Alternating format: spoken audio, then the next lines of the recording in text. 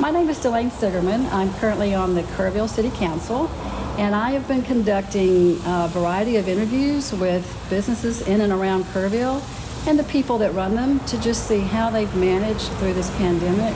So today, it's my pleasure to be here with the pastor of First United Methodist Church on Thompson Drive. But today we're on the Light at the Hill at Methodist Encampment Road, and he'll tell you more about that. We're also here with Beth Palmer, who's the director of Mustard Seed Ministries, and we're going to find out a little bit about how we get food to people who need it. So we'll start with David, and I guess my biggest question is, when you realized we may not have church next Sunday, what went through your mind, and how did you overcome that fear and anxiety that maybe was going through your mind and the congregations itself? Yeah, so...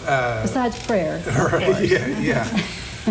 So it was right after spring break. My wife's a teacher, and so she had just been off for a week, and we had family in and stuff, and you kept hearing about these growing concerns. Right. And originally,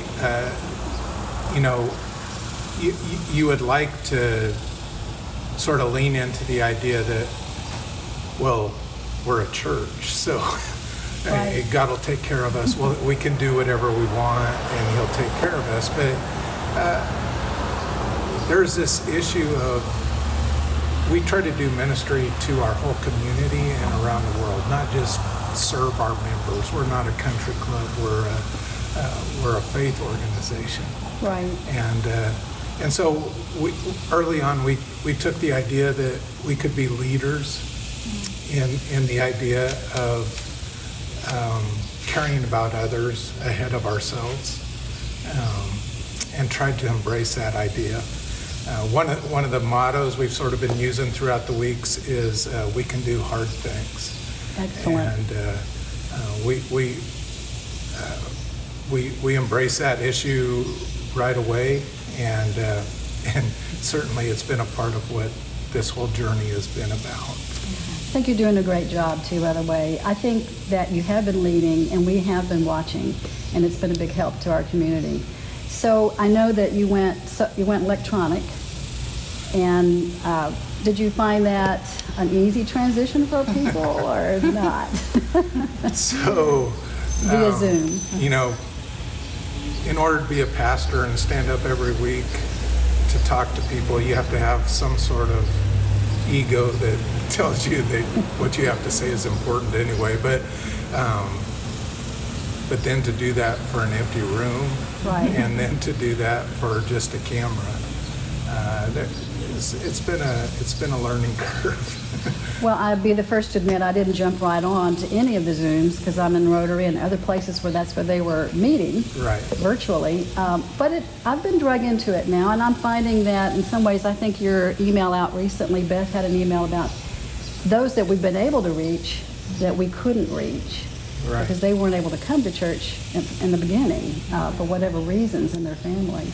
Yeah, I think for one thing, within our church, it's made us more aware of folks that we've taken for granted in the past. In Kerrville, we have a lot of nursing homes and care facilities that we have members in. And we have some ministries addressed towards those, but this situation has made us look at the product we were putting out for them and recognize, wow, we've really been expecting them to give us a lot of grace. You answered one of my next questions, which was some good things that have come out of this challenging situation, and that would be one of them, those that we... Oh, certainly. Yeah, it's refocused us on the idea of making sure we have some way for a variety of folks to have access to what we're doing, not just those who can physically attend, right. But recognizing, and frankly, not just for this community, but there's people who have connections to Kerrville that live in different places that are able to connect well. And then just the idea, again, church isn't about delivering a product to members. We have a broader agenda. I know God does. Yeah. So I was here last Sunday, and I noticed how you're now having service, which is fantastic. It's such a great thing. Just like you miss the people, we miss the people. We miss seeing you, Right. literally. So how's that been going here at the Light of the Hill on Sunday mornings at 9 o'clock? You have Yeah, a service. so we are really fortunate that about a year and a half ago, we had an opportunity with this facility here in Kerrville with Mount Wesley, and folks that have been a part of this community know it well. But historically, it's been a Methodist camp, and they've been struggling, and we're wrestling with the idea of selling it, or What to do? there was lots of ideas, and we saw it as an opportunity, and our congregation jumped on board with that, and we had no idea last year when we signed on the blessing it was going to be. Isn't that true? But because of that, I don't know how many people I've had come and talk to me and say, certainly we miss what we were doing, but what a blessing that we have what we have right now. Instead of being in a sanctuary every week, we're in God's cathedral. And thank you for being here today. And I'm just going to ask Beth some questions now about Mustard Seed Ministries. Why don't you tell us a little bit about it first? Well, Mustard Seed, what we say is that we do small things but with great love, because if you've ever seen a mustard seed, it's tiny. Right, that's true. So Mustard Seed started probably about 8 years ago in a closet at Kerrville First United Methodist Church. We cleaned out a closet, we put up some shelves, and we thought we want to do more. We want to reach out. We brought a group of youth back from a mission trip, and while I'm driving the bus and thinking all I want to do is take a shower and sleep for a week, and they're so on fire, for serving the Lord and serving His people, and that they're like, so now what are we going to do locally? And I was like, what? And so as much as I tried to kind of put them off, they just kept with their passion. And so we thought we need to do something, That's great. So it was, like I said, we started in a closet, and it's just kind of grown. And, I think we talked about it a while back about how God knew at that time that He was growing this outreach food ministry for a time such as this. So it's just amazing What a blessing. how smart God is. Yes. So because of this situation that started in the 1st of April and probably in the middle of March even, how have you seen the need for just food?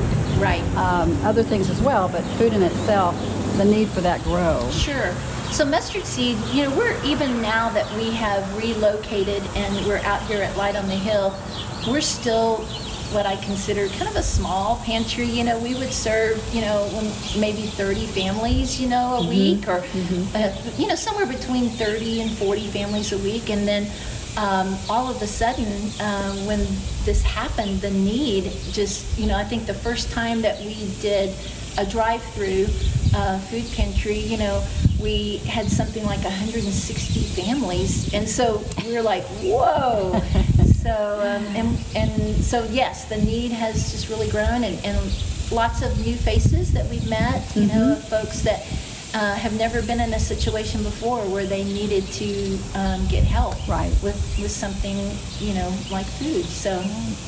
Well, I know the city had, Judy Eichner and I were operating the food hotline, which is actually still active. Yes. 258-1234. In fact, I had several calls yesterday, one of which we were able to bring some food to. But that's what got me more involved and more interested and educated on what you were doing out here. Sure. And I do think one of the things I have to mention is the generosity of the Kerrville citizens that donated to the fund. Yes. That put the money right back into your pantries. Absolutely. And, we got to see that. And how did that make you feel? Were you absolutely. just overwhelmed?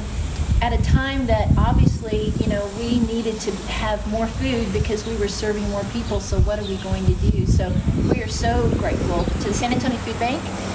We are partners with them, and we're able to buy food, and they donate food to us at just such a blessing to have that amount of food that we need to buy at such a reduced price. Our dollar goes so far with the San Antonio Food Bank. It does. I'm always like, give to the San Antonio Food Bank, because they turn around and for every dollar they get, they're just giving it out tenfold. So. And see, I didn't know that either. Yeah. A lot of people didn't know exactly how that worked. Sure.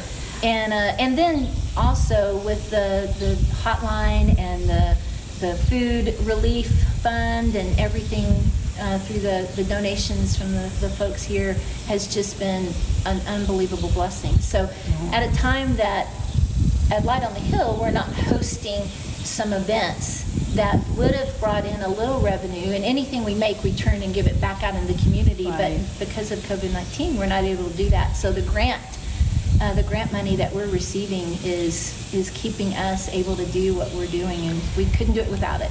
Well, and we couldn't, the Community Foundation really helped us understand how that would work best for everybody. And I was so pleased that it almost seemed like the minute a donation would come in, it'd go right back out. Absolutely. It didn't sit in a bank account anywhere for very long. So that was an education for me. I didn't quite know how we were going to do all of that.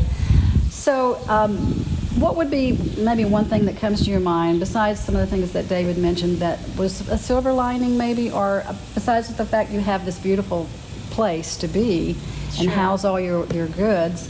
Anything else? I guess the people you mentioned, the new faces. Yeah. Well, and I think too, to know that we are all neighbors, we're all in this together, and that today we're helping you and tomorrow you'll help someone else, and then, it's just a pay it forward a kind of situation. And, I think about, if we can think about the times that we were going to HEB and desperate for toilet paper or, whatever that was, and not being able to get what we needed. And it wasn't, we had money, but we couldn't get it. So how, it gives us a little glimpse upon maybe our neighbors that are in need and they can't get what they need. I know there were a lot of numbers of people. I know you mentioned the increase you had that first time.